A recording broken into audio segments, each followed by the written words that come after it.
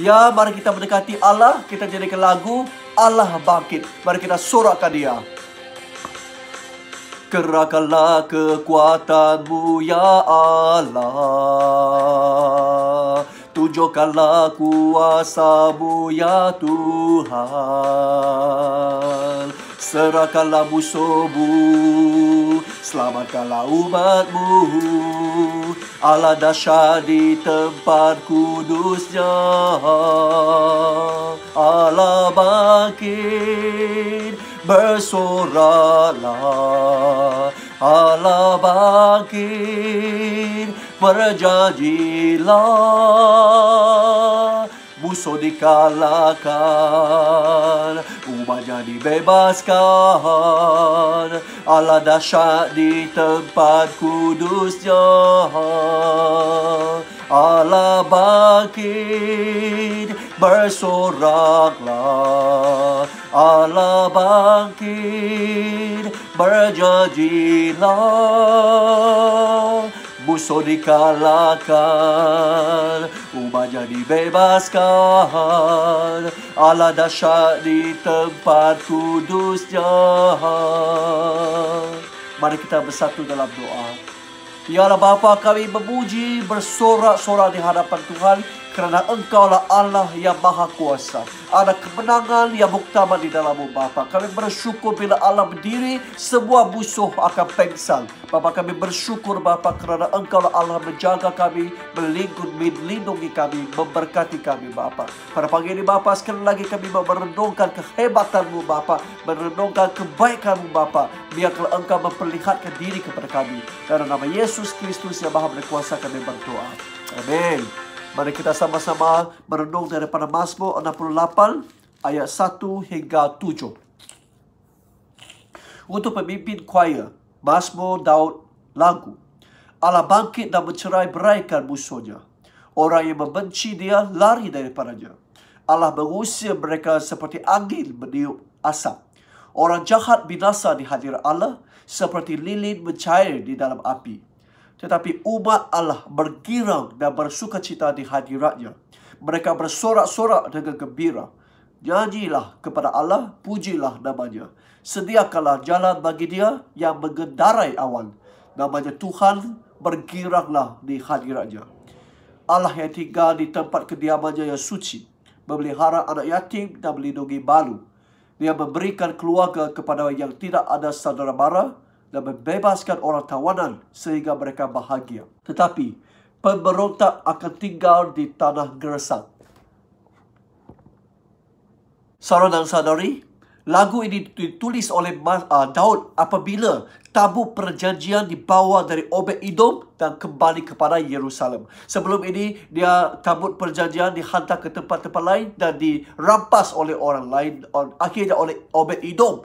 Dan berlakulah huru-hara di Obed-Edom sehingga mereka hantar balik ke Yerusalem. Jadi bila Daud menanti-nantikan kedatangan tabut perjanjian itu dan bawa tabut perjanjian itu kembali ke Yerusalem. Masih ingatkah? Daud buka baju, Daud menyanyi, Daud menari di situ, saudara dan saudari. Daud menjanjikan lagu untuk memuji Allah. Apa dia kata? Allah bangkit. Dan saudara dan saudari, ingat, Allah belum bangkit pada waktu itu. Allah belum melakukan kemenangan kepada umat Israel. Tetapi Daud seumpama mempunyai iman yang ditulis di dalam Ibrani bab 11 bahawa beriman bererti yakin sungguh-sungguh akan perkara yang diharapkan. Walaupun belum nampak, tapi dia betul-betul harapkan kemenangan dan dia yakin Allah akan melakukannya. Itulah dia kata Allah bangkit. Saudara dan saudari, Allah bangkit. Bila Allah bangkit, dia yakin semua musuh akan dihapuskan. Bagaimana? Apa yang berlaku bila Allah bangkit? Apa yang berlaku kepada musuh kita? Ayat 2. Mencerai-beraikan musuhnya. Musuhnya dicerai-beraikan. Seperti apa? Seperti menara Babel, kan? Orang semua berkumpul dan satu hati mau menentang Allah. Tapi bila Allah hanya menuding jari sekejap saja, mereka semua dicerai-beraikan. Ya, Daud percaya bahawa Allah akan mencerai-beraikan semua musuhnya. Walaupun ramai, walaupun kuat, tapi mereka pasti boleh dicerai-beraikan. Bila mereka dicerai-beraikan, mereka akan saling bergaduh, saling membunuh antara satu sama lain. Jadi orang Israel atas pagar tunggu hasil sahaja. Nah, saudara dan saudari, bila Allah bangkit, apa lagi berlaku?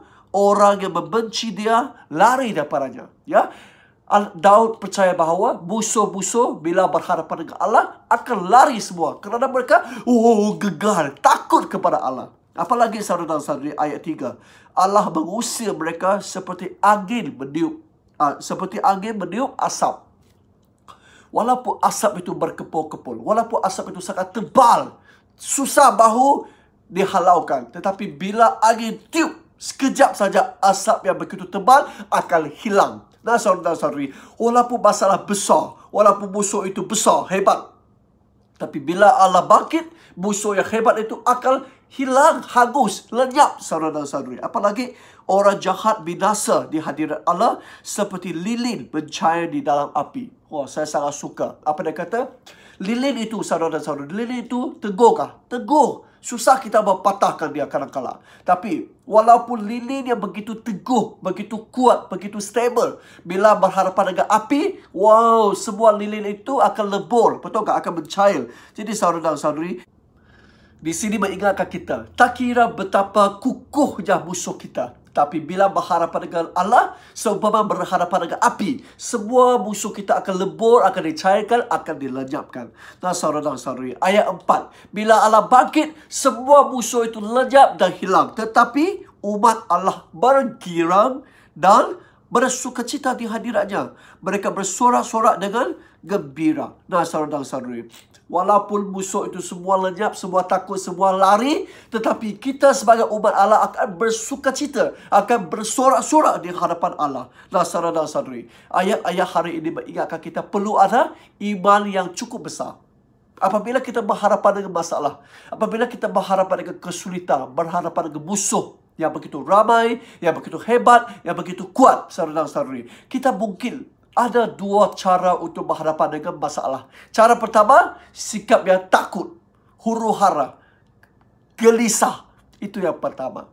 Tapi sikap yang kedua, cara yang kedua adalah penuh beriman kepada Allah. Kamu boleh perhatikan, saudara-saudari, setiap orang menghadapi masalah dengan cara yang berbeza. Ada yang takut, sikit-sikit masalah, habislah kali ini, macam manalah kita, habislah, tiada harapan lagi. Itu orang yang pertama. Jadi dia akan huru-hara, dia akan gelisah, saudara-saudari. Bagaimana? Belum lagi ditewaskan oleh musuh, dia sudah ditewaskan oleh diri sendiri.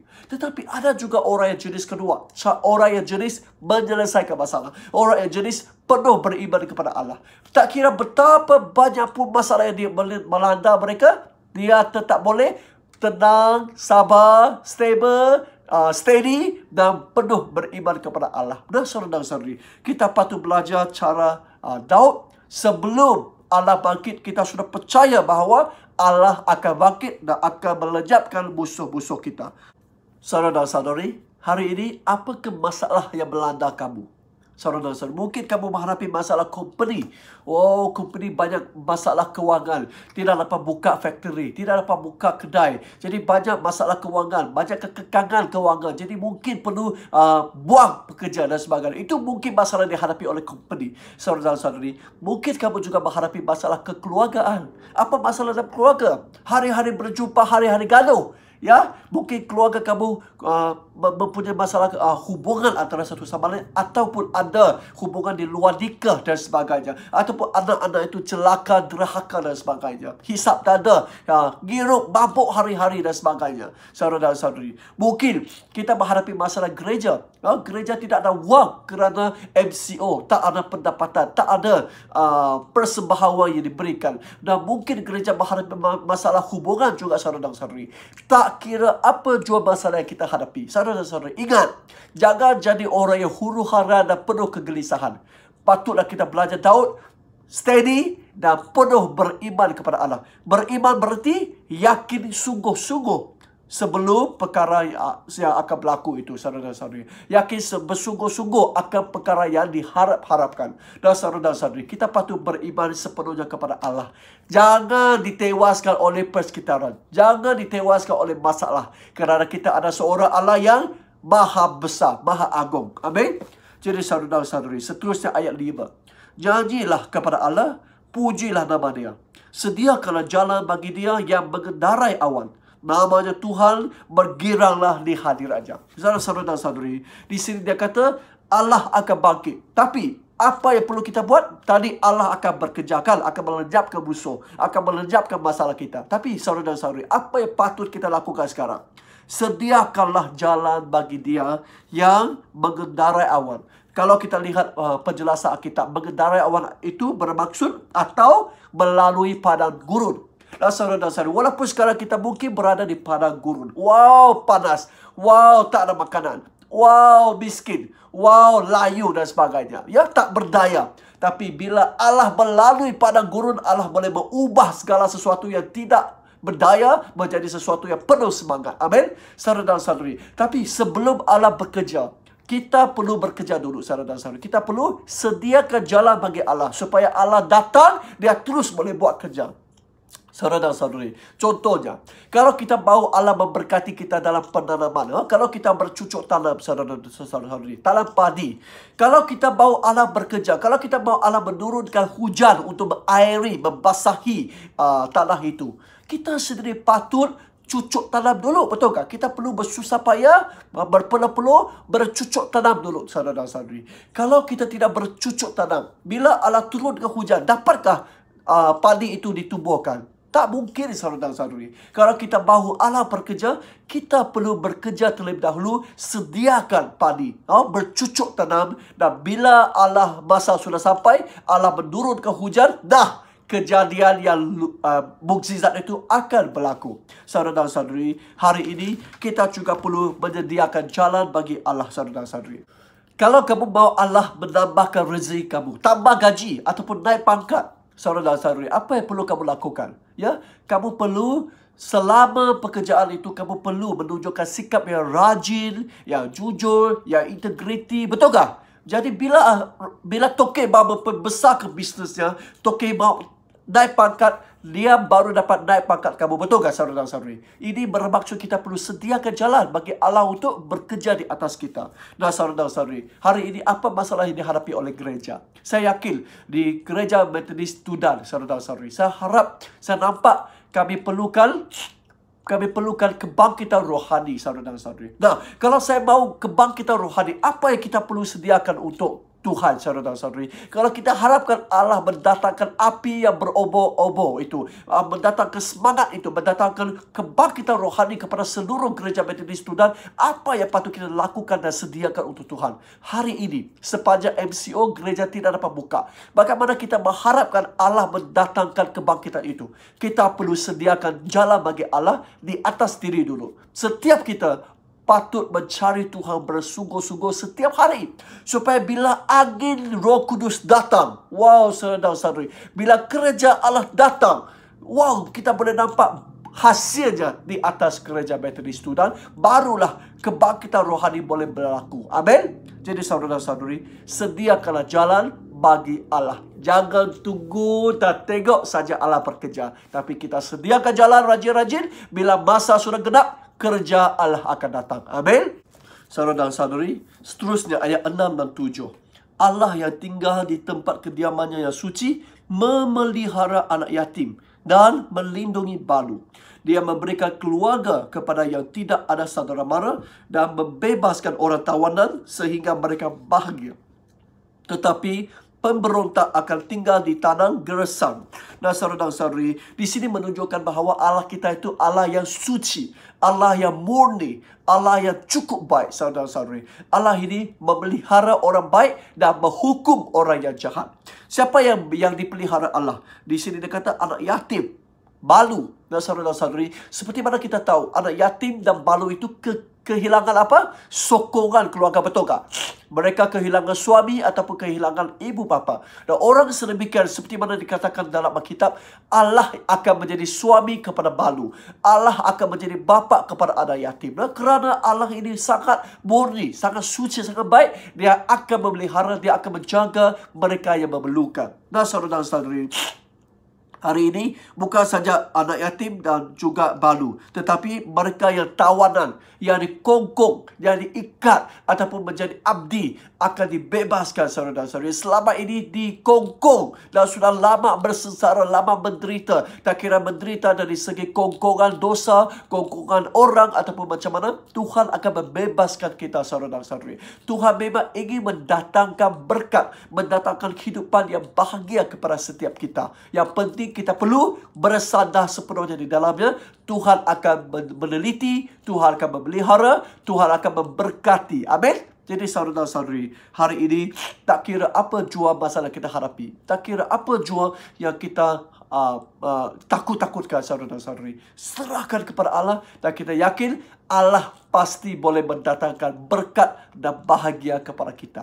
Amin. Jadi saudara dan saudari, hari ini Mazmur ini betul-betul cukup baik, memberikan penghiburan yang cukup besar kepada kita. Yang penting kita perlu penuh beriman kepada Allah, dan kita perlu yakin bahawa Allah akan bekerja. Kita juga perlu bekerja untuk sediakan jalan bagi Allah. Dan akhirnya Allah akan melakukan pemberkatan, memberikan kebahagiaan, kesukacitaan, kegirangan kepada kita. Biarkanlah kita sama-sama menaruh harapan kita di dalam Allah yang maha besar, maha agung, maha adil, maha suci, maha baik ini. Amin. Mari kita bersatu dalam doa dalam sampi Tuhan Yesus. Bapa kami yang di syurga, dikuduskanlah nama-Mu, datanglah kerajaan-Mu, jadilah kehendak-Mu di bumi seperti di syurga. Berikanlah kami pada hari ini makanan kami yang secukupnya. Ampunilah kami akan kesalahan kami, seperti kami telah mengampuni orang yang bersalah kepada kami. Dan janganlah membawa kami ke dalam percubaan, tetapi lepaskanlah kami daripada yang jahat. Kerana Engkau-lah yang empunya kerajaan dan kuasa dan kemuliaan sampai selama-lamanya. Ya, saudara dan saudari, taruh harapan kepada Allah, Allah memberkati.